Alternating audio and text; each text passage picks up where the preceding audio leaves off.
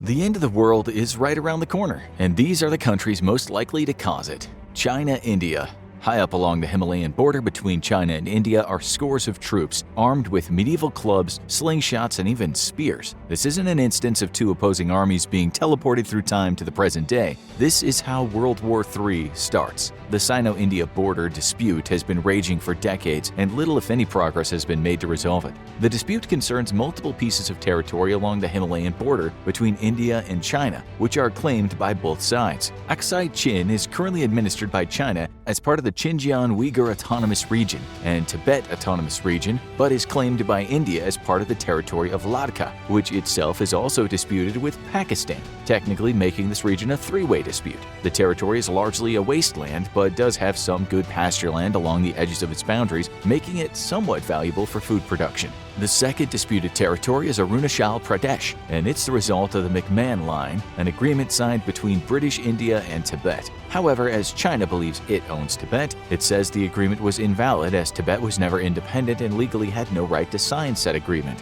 In 1962, with relations deteriorating between India and China, the Sino-Indian War broke out along the disputed territories. Before the war, there had already been a series of violent border skirmishes, and India's support for the 1959 Tibetan uprising, including granting asylum to the Dalai Lama, angered Mao and set the precedent for war. When India rejected Chinese settlements throughout 1960 and 1962, the war was inevitable. The perfect cover came with the Cuban Missile Crisis, during which the Soviet Union and United States were far too concerned with each other to pay much attention to a border dispute between India and China. China launched an invasion of Ladakh and across the McMahon Line, successfully pushing back Indian forces. The war ended with a ceasefire declared by China, after which it pulled its forces back to its own line of actual control. India was forced to give up border outposts it had built and was humiliated in its defeat.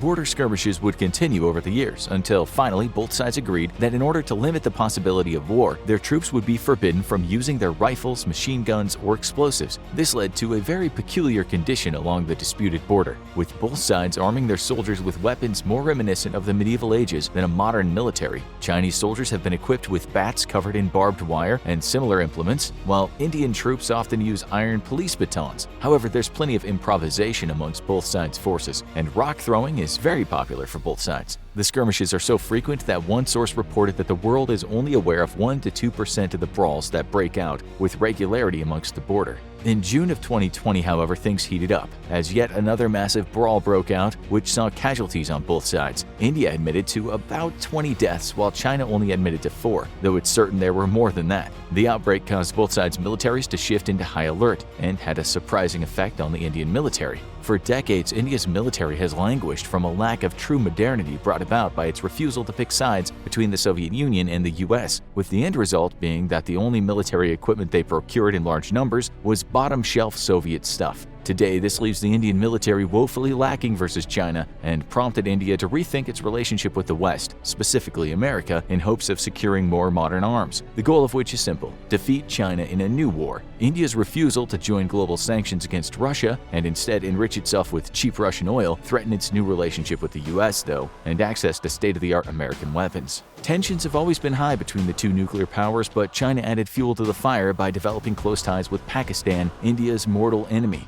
Now China is attempting to pressure India by intimidating the Indian military along the disputed border and punish it for seeking to draw closer to the US. If another major brawl breaks out between the two sides, an escalation to full-blown war is very possible, and that could quickly lead to a third world war with devastating consequences. Neither side's military is powerful enough to completely destroy or even neutralize the others, and the terrain only makes for prosecuting a war between the two even more difficult. However, the real danger comes from the fact that India sits on China's trade jugular, as many of China's most important trade routes pass through the Indian Ocean. Despite now having the largest navy in the world, China doesn't have the capabilities to fight far from its own shores, which means it would be unable to stop an Indian blockade of its trade. The Chinese military is a degree of magnitude more capable than India's, but lacks the ability to strike any significant blows across the daunting Himalayan peaks. As China slowly begins to starve economically and India plays a strong defense, China's only remaining option might be the use of nuclear weapons, with India retaliating in kind. This would spell the end of the world for all of us, as even a limited exchange would disrupt the environment enough to be catastrophic everywhere. But that's not the only way India could be involved in bringing about the end of the world.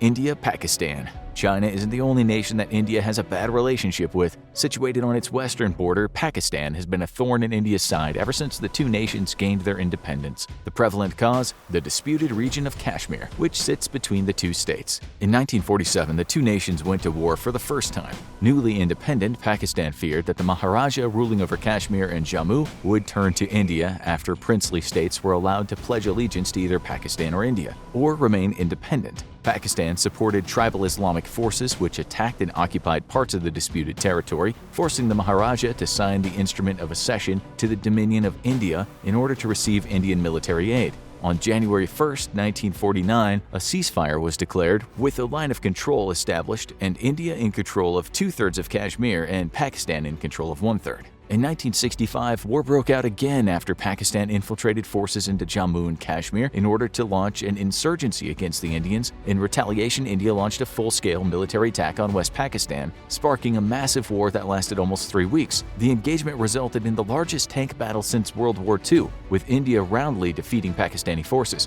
A diplomatic effort led by the US and Soviet Union led to a ceasefire and the pullout of Indian forces, giving Pakistan badly needed breathing room. In 1971, East Pakistan, now Bangladesh, declared independence from Pakistan. Pakistan responded with the largest genocide since World War II, killing up to 3 million natives and committing horrible atrocities on surviving civilians. India sent troops to intervene, and Pakistan retaliated with a full-scale air attack against India, prompting the Third Indo-Pakistani War. Despite having the initial upper hand, Pakistan was once more defeated by India, and Bangladesh was liberated, with territory taken by India in West Pakistan returned the next year as a gesture of goodwill. Pakistani forces performed so terribly that it led to the largest number of POWs since World War II, with over 90,000 Pakistani soldiers surrendering to the Indians. In 1999, the two nations fought their latest official war, though it was far more limited in scope than before. In early 1999, Pakistani troops infiltrated past the line of control and occupied Indian territory in the Kargil district. India launched a massive armed response and used global diplomatic pressure to force Pakistan to remove their troops. After 2 months of fighting, India had retaken most of the territory, but larger-scale fighting was feared.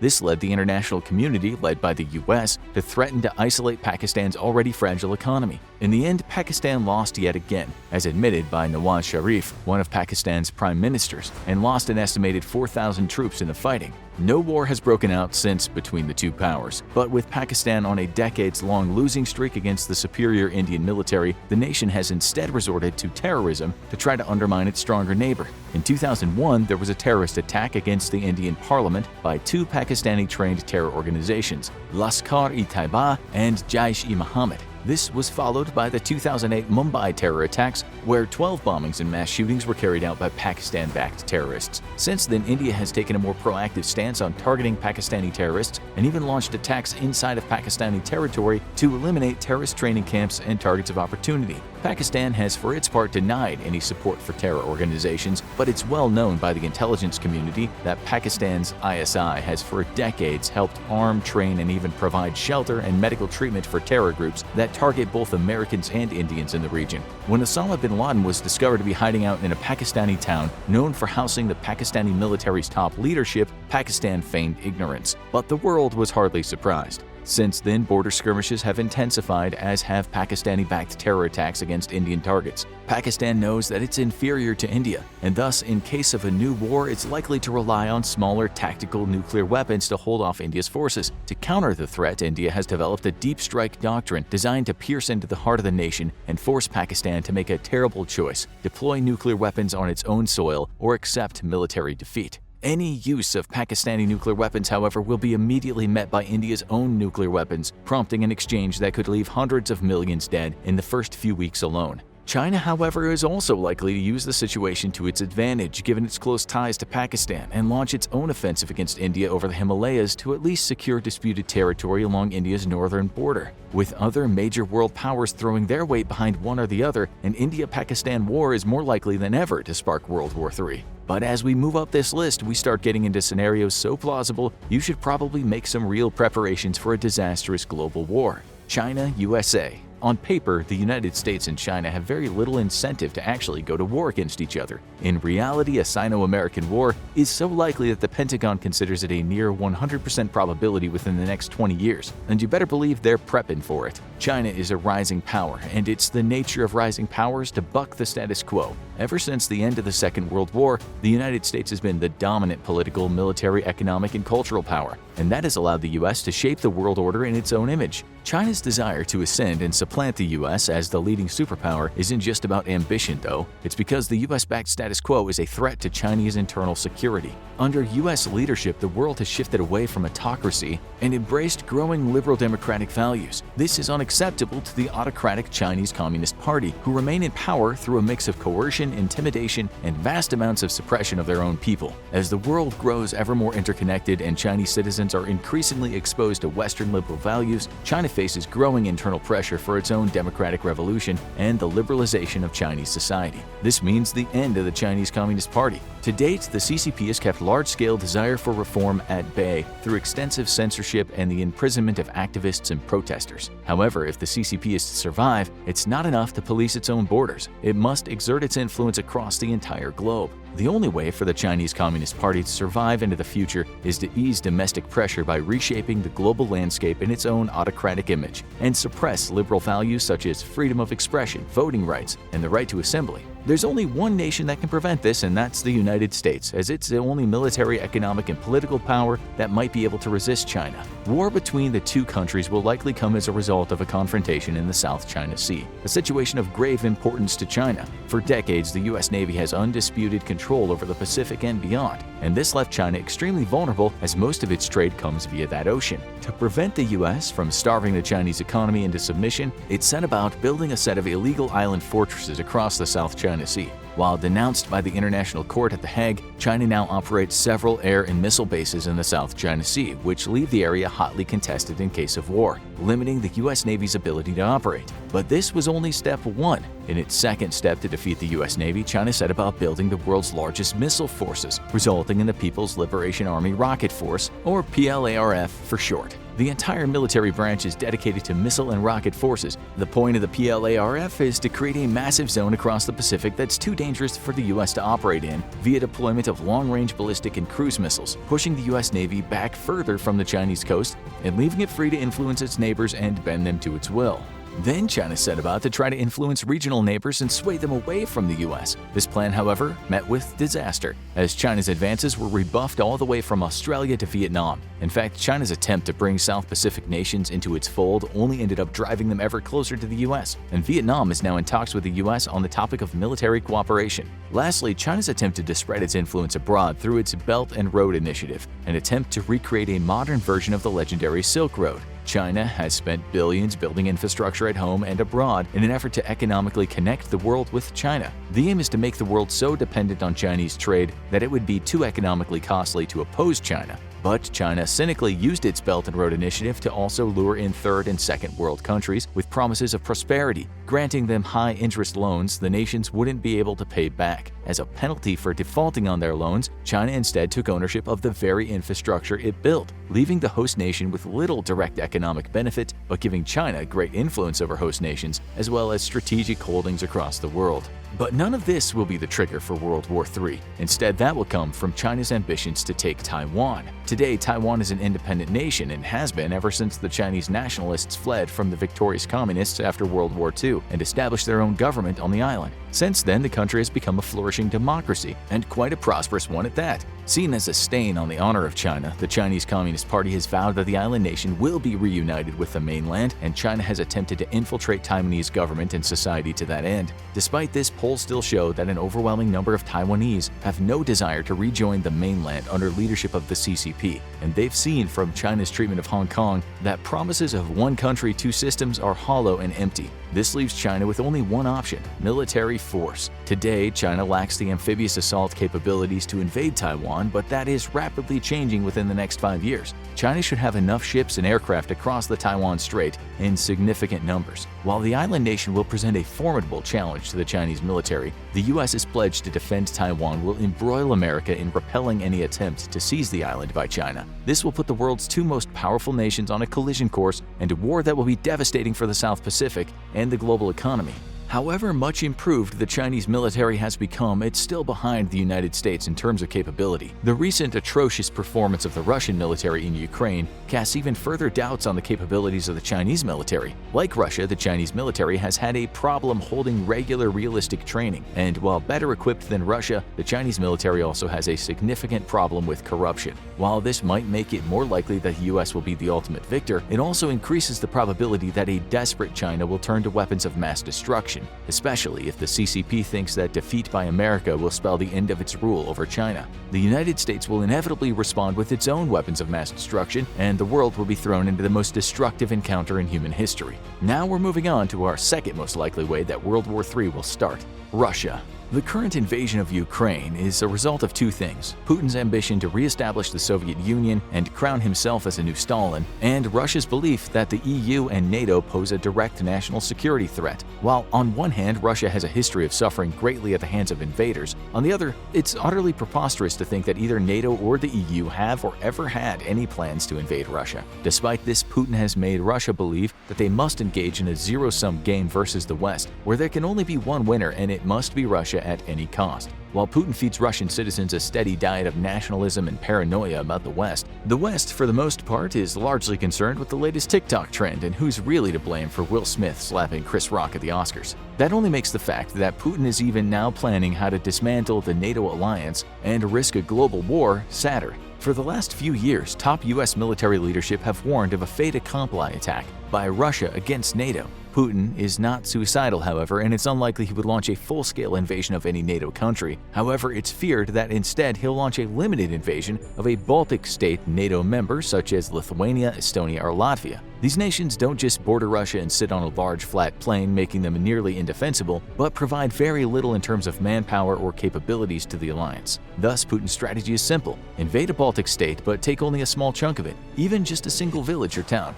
then put his forces on a defensive posture. This will force NATO to decide if it really wants to declare Article 5 over not just a minor incursion, but a minor incursion on a member nation that contributes little to the alliance. The scary part is that there are countries such as Turkey who are major NATO members, but may not be willing to pay the price to defend a NATO country that contributes so little over such an insignificant incursion on its territory. And that's exactly what Putin is betting on, because the moment the integrity of the NATO charter is broken, so too is confidence in the alliance as a whole. With confidence in the alliance shaken, Putin can intimidate other nations such as Finland, Ukraine, and Sweden to not consider joining, and eventually convince former Soviet republics that they're no longer protected by the alliance, and it would be better to rejoin the Russian sphere of influence, or else. But Putin has miscalculated the resolve of America's current president, with President Biden affirming that America would defend any NATO member. If you're wondering why Biden has been quoted so many times during the recent Ukraine invasion as saying that he would defend, quote, every inch of NATO territory, it's because he's making it clear that such a minor incursion will immediately trigger war with America. The Russian military has proven that it is far from a world-class power and is largely inept, but the Russian military is still huge in size, and as Stalin is famous for saying, quantity is a quality all its own. A war between NATO and Russia would be devastating for both sides, though Russia would inevitably find itself losing and forced to choose between defeat or the use of nuclear weapons. With Putin's increasing erratic behavior, a nuclear exchange grows more likely by the day, as the situation in Ukraine has made it clear that he is willing to pay any cost to avoid defeat. Our number one flashpoint for World War III is so probable it could happen while you're watching this video: Russia-Ukraine. Russia has the dubious distinction of being featured twice in our video about countries that could start World War III, and has the possibility of a global war being launched due to Russian actions so likely that the US military is already preparing to fight it. On February 24, 2022, Vladimir Putin declared a special military operation to denazify Ukraine. Apparently, to denazify Ukraine, he had to destroy half of their cities. So his troops surged over the border and his air force launched an aerial bombardment across Ukraine. Over a month later, Russia is, as of the writing of this script, losing the war. taking horrendous losses and ceding territory it had occupied to Ukraine counterattacks. Ukraine has even launched attacks inside Russia itself, something no one predicted happening, as all assumed that the vastly superior Russian military would easily destroy Ukrainian resistance. However, as we've found out over the last month, the Russian military is nowhere near as formidable or capable as Russian propaganda has made it out to be over the last 20 years. That doesn't mean the risk of the Third World War isn't increasing by the day, though. As we've highlighted numerous times already in this video, the more desperate the situation becomes, the more dangerous a nation acts. With catastrophic losses estimated at a rate of 1,000 casualties a day, the Russian military cannot afford to continue operations in Ukraine for much longer. And yet, admitting defeat is also not an option for Vladimir Putin, especially such a humiliating defeat versus a nation of a fraction of its size and power. This is why Western intelligence has been warning of the possible use of weapons of mass destruction by Russia, and their claims are not unfounded. Russia has for a long time been claiming that Ukraine is operating bioweapons labs funded by the US inside its borders. This is a blatant lie, but just like Russia staged a series of false flag terrorist attacks against its own citizens to justify a second invasion of Chechnya, this is without a doubt an attempt to create the excuse needed for the Russian military to use weapons of mass destruction against Ukraine. Perhaps most troubling of all, though, is the recent discovery by Ukrainian forces of captured Russian POWs carrying gas masks and anti-nerve agent tablets, strong indications that Russia is seriously considering deploying WMDs against Ukrainian forces. President Biden has made it clear there would be serious repercussions if Putin were to use biological, chemical, or nuclear weapons in Ukraine, but what those consequences are is unknown. With growing support for military action against Russia, especially in light of the horrible atrocities committed by its military against Ukrainian civilians, it's extremely likely that if Russia deploys WMDs in Ukraine, it will lead to a declaration of war between itself and NATO. However, this isn't the only way Russia's invasion of Ukraine could prompt a Third World War. The West has provided vast amounts of military assistance to Ukraine since the start of the war, with the US alone providing billions in lethal and humanitarian aid. Ukrainian forces have been armed with deadly US Javelin and British in-law anti-tank missiles, as well as American Switchblade suicide drones, to name a few of the weapons delivered so far. This military aid has proven decisive in the conflict and claimed hundreds of Russian vehicles and troops both. The threat of this military aid is so significant to Russia that it's warned it's willing to take military action against any supply convoy discovered entering Ukraine. This has prompted NATO to respond to any attack against a NATO convoy will result in the invoking of Article 5 of the alliance, prompting an immediate declaration of war against Russia. The Russian military is fundamentally weak and ineffective. If it has had this much trouble facing off against Ukraine's smaller, less capable forces, it has a snowball's chance in hell of standing up against the professional militaries of the West. However, this will only encourage Putin to use weapons of mass destruction to counter the West's conventional power overmatch. And even without resorting to WMDs, the Russian military is still capable of making this a costly war for the West. It's likely that nations across Eastern Europe would face devastating missile and airstrikes, and NATO would be hard-pressed to hold the line until the arrival of the bulk of the US military, which will take weeks to fully transition from mainland to Europe. Now go watch what will happen if Russia invades Ukraine, for all the ways we got it right or wrong. Or click this other video instead.